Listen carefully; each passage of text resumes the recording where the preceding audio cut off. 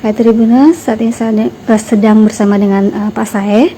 Kita akan bicara tentang kebijakan Arab Saudi. Nah Pak Sae, boleh diinfokan nih kebijakan terbaru Arab Saudi untuk yang diantaranya gitu ya, tidak mengkarantina dan tidak melakukan PCR untuk jemaah umroh. Mungkin Pak Sae bisa dijelaskan tentang kebijakan tersebut?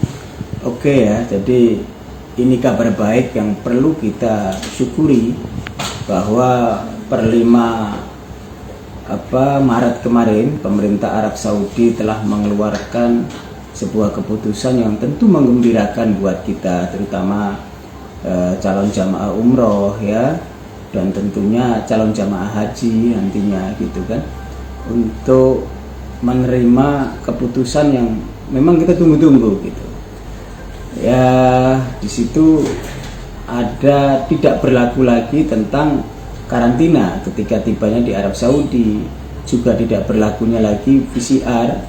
Nah ini sangat menggembirakan. Kemudian dicabutnya social distancing, jadi di tempat-tempat Masjidil Haram, kemudian Masjid Nabawi, Masjid Jami, itu sudah tidak diberlakukan lagi social distancing.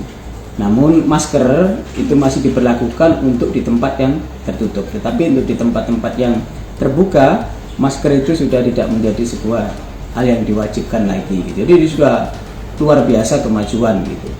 Kemudian bagaimana kemudian di Indonesia dengan jamaah-jamaah umroh kita gitu loh.